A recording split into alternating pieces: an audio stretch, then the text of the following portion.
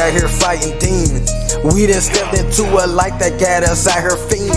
That money be the root of all evil, could kill us all. My homie had a bad addiction and died to an overdose of fentanyl. My other homie doing 30, killing with fentanyl. I just make sure I'm by the phone every time he call. Ever so dope, we all make some bad choices. Some of us get a second chance while others pay for it. The money in the drug got these women selling they soul. They done legalized weed, now everybody smoking drugs. People out here getting high, forgetting they got keys. Double cupping all night on that lean getting lit. Pumping that dog food, aka that heroin. Another mother just lost a child to something that's embarrassing. We need to make a change and break the cycle, all this foolishness. Every day, every so dope, we keep on losing keys.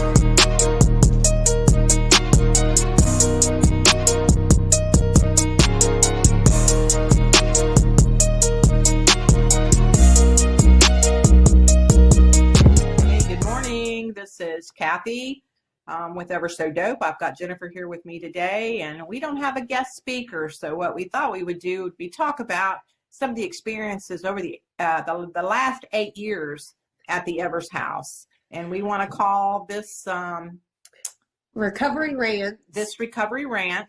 Women behaving badly because they do. So that's our shtick this week. That's what we're going to do. That's what we're going to talk about. Sorry, we want to have a guest. We'll have a good one next week. But it should be pretty entertaining. We got some crazy stories. Yeah, we do. Yeah, we do. So I'll start with one, and then we'll let Jen talk. Once, a few years back, a friend of mine had called me and asked me if I would take this woman. She was an attorney in town. And asked me if I would take this woman. Her mother could pay her fees.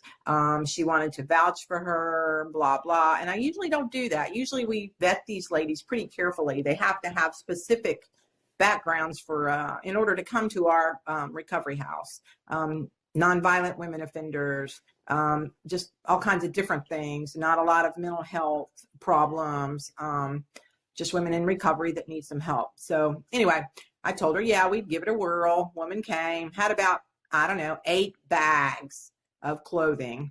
We told him to bring 2. Did we tell him to bring 2? 2 suitcases and hygiene. Yeah, 2 suitcases and hygiene. And I'm talking enough to wardrobe about 6 people. So the house mom at the time and myself spent over 3 hours going through all of this stuff. And the funny story, one part of the funny story is her friend had it and had to meet us at the Panama City Mall.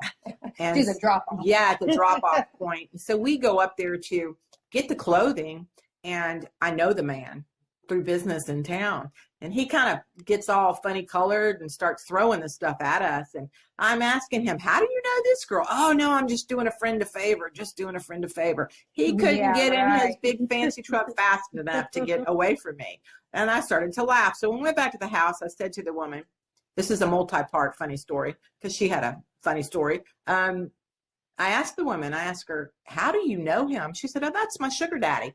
I'm like, oh, well, he's married. Well, yeah, but that's my sugar daddy. He's the one that's paying for this and blah, blah, blah. So I'm sure if I ever run into him again, he's probably going to run in the opposite direction.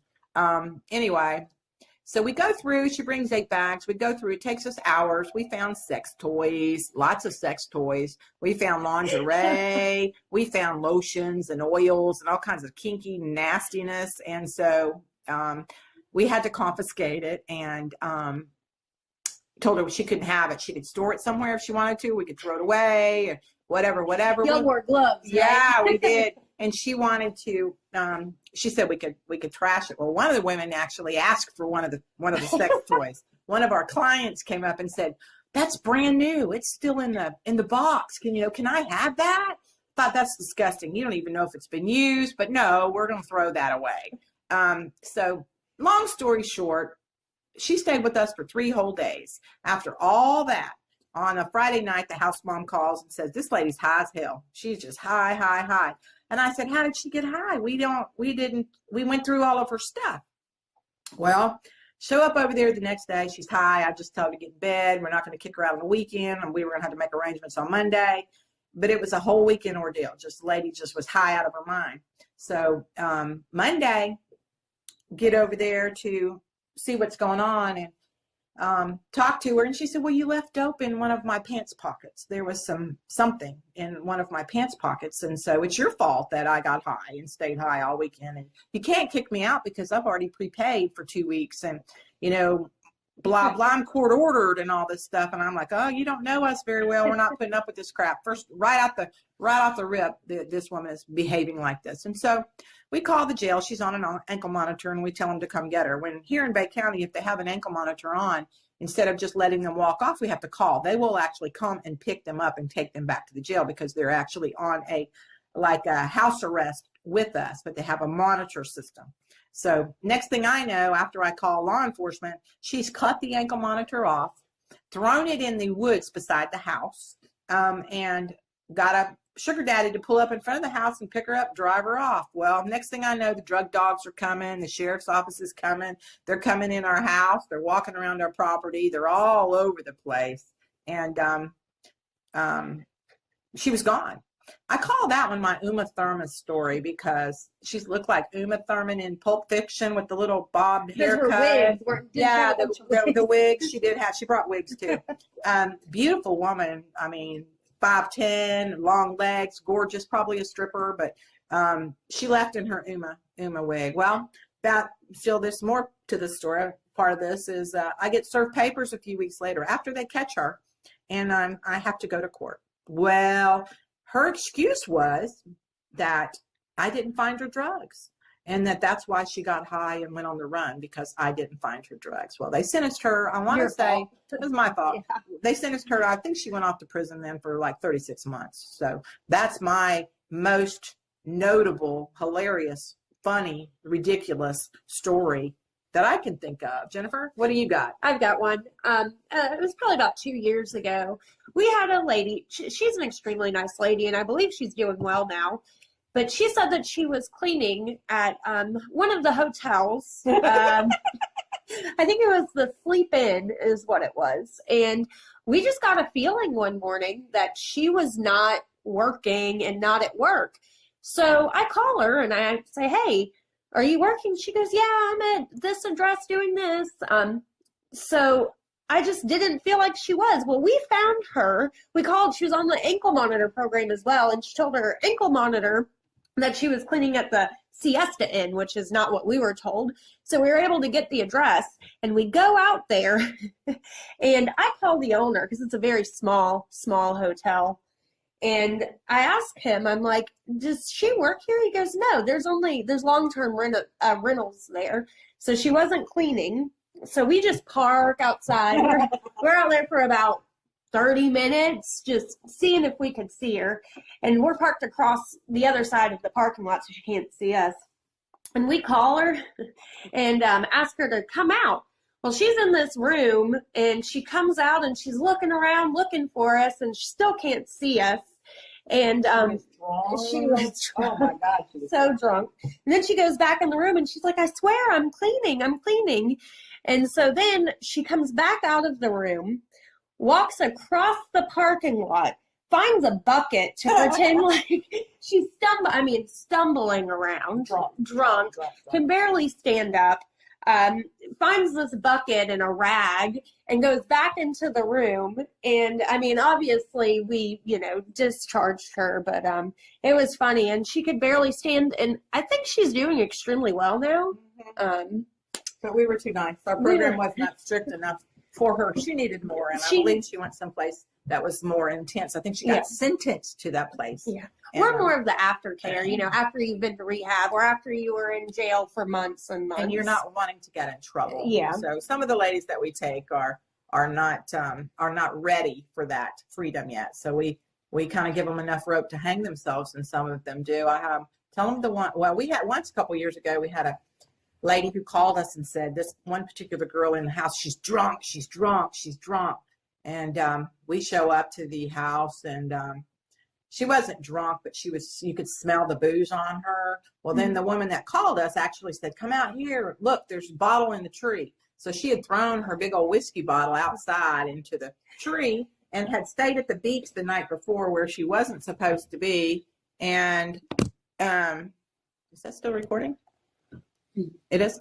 And so so yeah, the booze and all the things. And we did give her another chance, but then she popped positive for marijuana a few times, and she was sitting out on our front porch smoking blunts. But their excuse always is, I have a pot card, I can smoke weed. Well, not in a recovery house. I mean, it's just a constant battle. And then I remember the time where we had a lady call, and then we had one of the women do covert action and spy, and they found, they're hot rails. I don't even know what a hot rail is. Tell them what a hot rail is.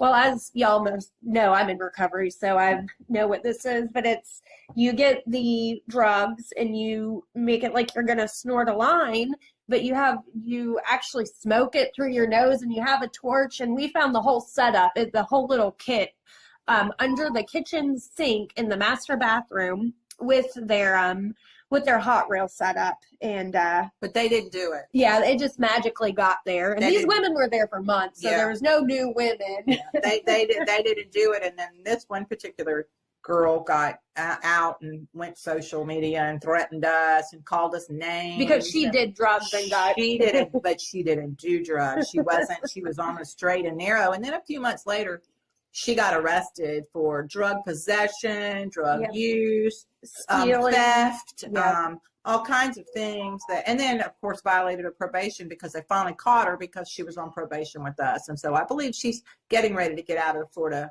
Florida penitentiary as we speak for her misdeeds. Those kind of things happen a lot. Yes, a lot. It does.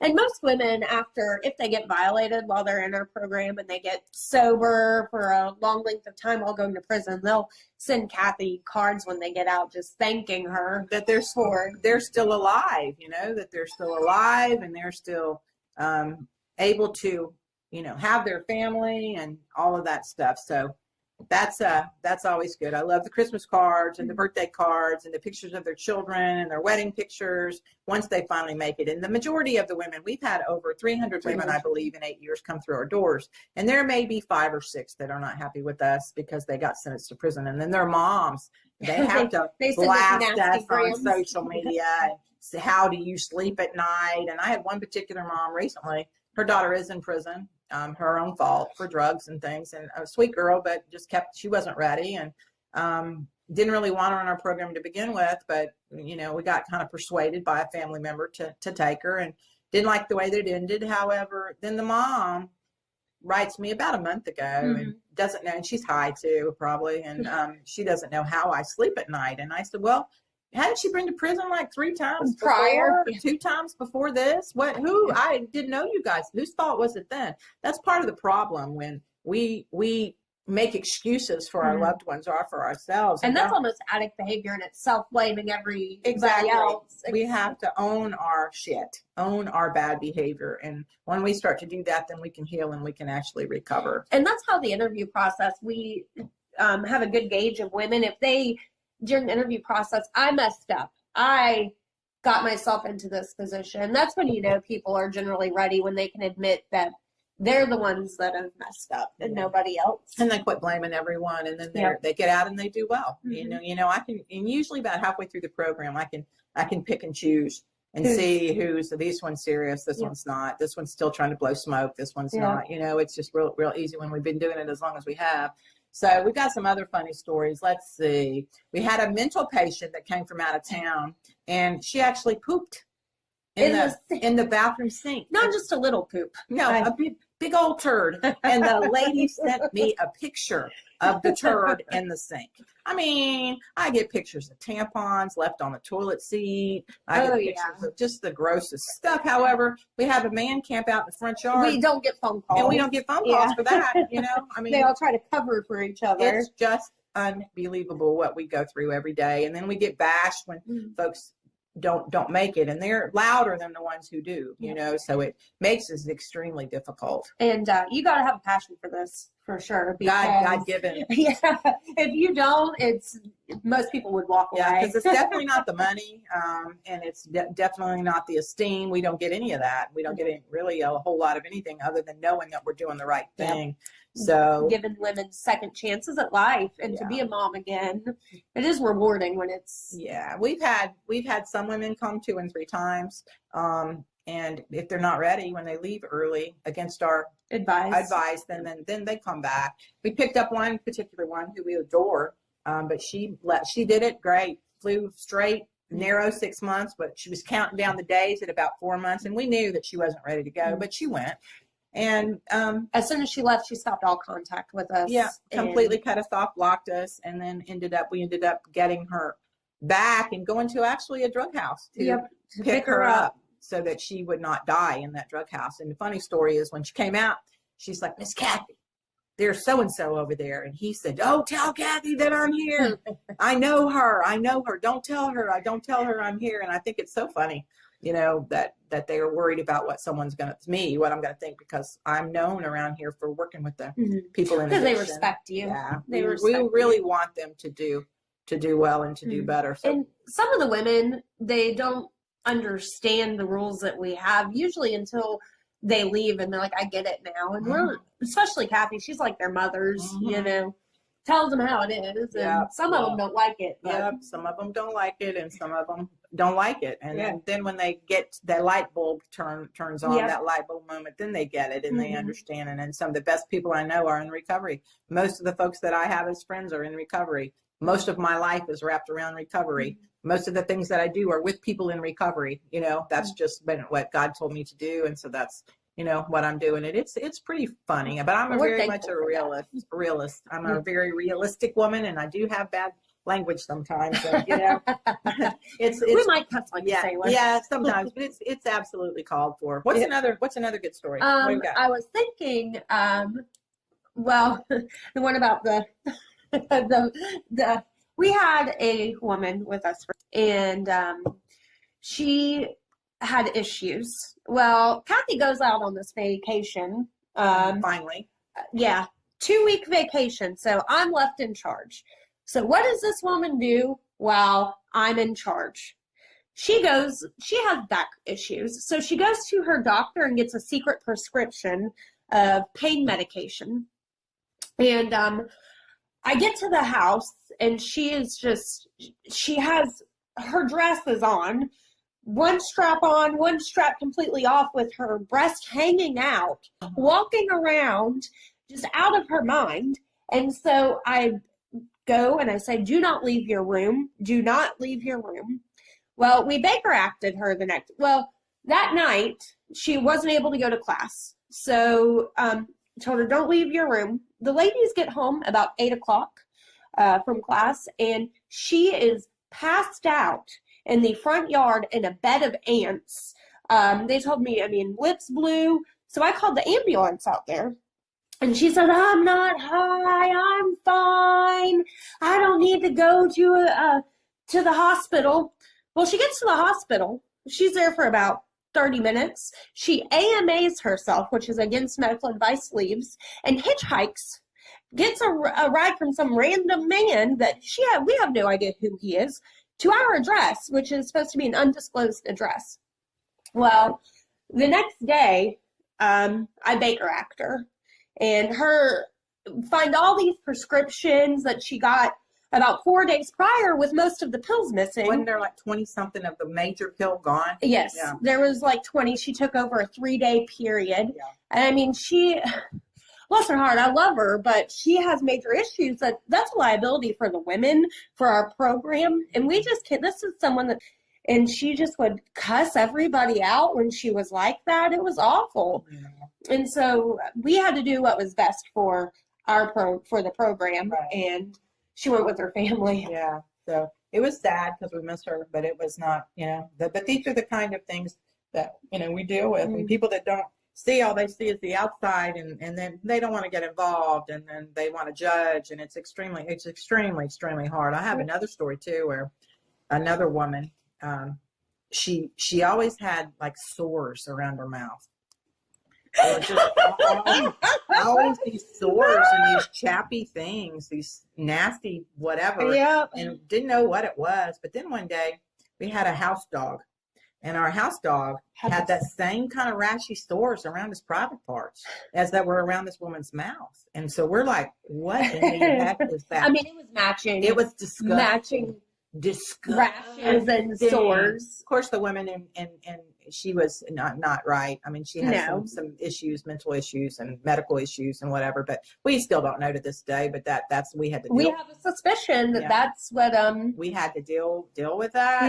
Yeah. We had a woman go to but we was on mental meds that she didn't want to take, and she quit taking them, and she would paint the walls with her period blood. And we had a lady who would take knives and hide them in her bedroom because she thought somebody was after her. And she would talk in this demon voice, leave me alone. Yeah. You talk to her and the she'd other be women. like, hi. And then the next voice would be, oh, like, oh my God, like she was possessed.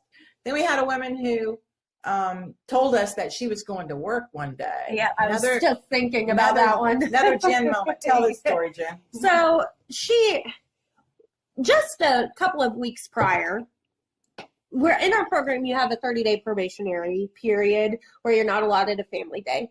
Well, after that, you get a family day, an 8-hour pass. So her very first family day, she just does not come home. Mm-hmm. So, and then she calls and she's like, look, I really messed up. Please, can I come back? And we were like, okay, but you're starting over again. You're starting over again. So the next week, she's just, you have to have Life 360 on your phone for accountability, for protection of the women and for us. And she says, her Life 360 says she's at work.